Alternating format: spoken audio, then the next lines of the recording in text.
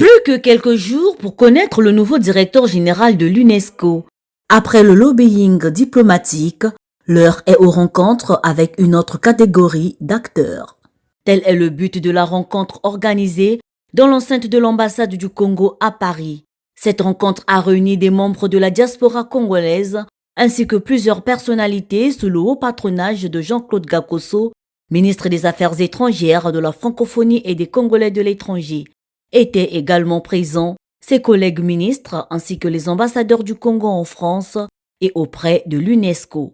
Au menu des échanges, la candidature congolaise portée par Firmin Edouard Matoko que le ministre des Affaires étrangères a présentée avec de justes mots à l'auditoire. Nous pensons qu'il faut un homme d'expérience pour tenir le timon de cette machine et cet homme nous semble avoir de véritables atouts. C'est Firmin Edouard Matoko, si présent. Un homme pétri d'humanisme, le Matoko qui est à ma droite, que j'ai appris aussi à connaître au cours de cette campagne généreuse qu'il a menée à travers le continent africain et au-delà. En somme, nous avons été, après l'Afrique, nous sommes allés à la conquête de l'Est. En général, c'est à l'Ouest qu'on va conquérir, mais cette fois-ci, nous sommes allés à l'Est. Nous sommes allés à Prague, par exemple. Nous sommes allés à Belgrade. J'ai appris à mieux connaître le personnage. C'est un homme pétri, nourri de véritable culture, la culture classique. Celle-là même que la France des Lumières a portée au monde. La France de la Déclaration des droits de l'homme et du citoyen. Article 1er.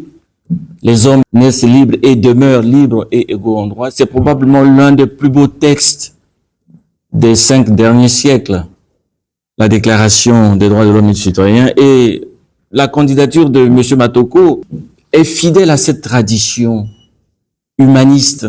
Fort de ses 30 années d'expérience au sein de l'UNESCO, où il a occupé le poste de sous-directeur général des relations extérieures, avant sa démission, Firmin Edouard Matoko portera les couleurs du Congo lors du scrutin du 6 octobre 2025 devant le conseil exécutif face à son adversaire égyptien Khaled El Enani.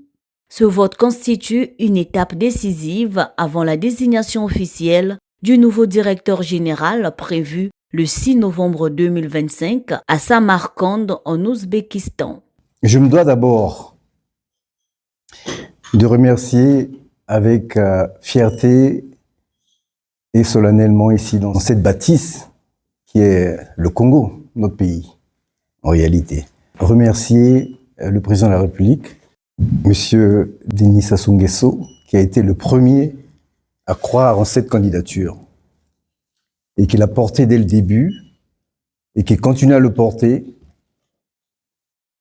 et qui croit à la possibilité de notre victoire.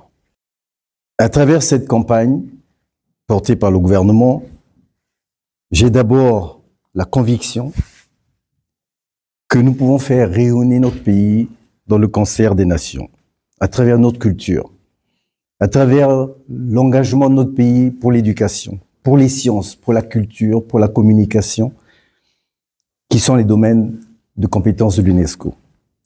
J'ai la ferme conviction qu'à travers ma candidature, notre pays sera reconnu comme un partenaire solide dans le concert des nations. À travers cette candidature, le Congolais Firmin Edouard Matoko affirme sa volonté de promouvoir une gouvernance internationale inclusive fondée sur l'éducation, la diversité culturelle et la solidarité mondiale.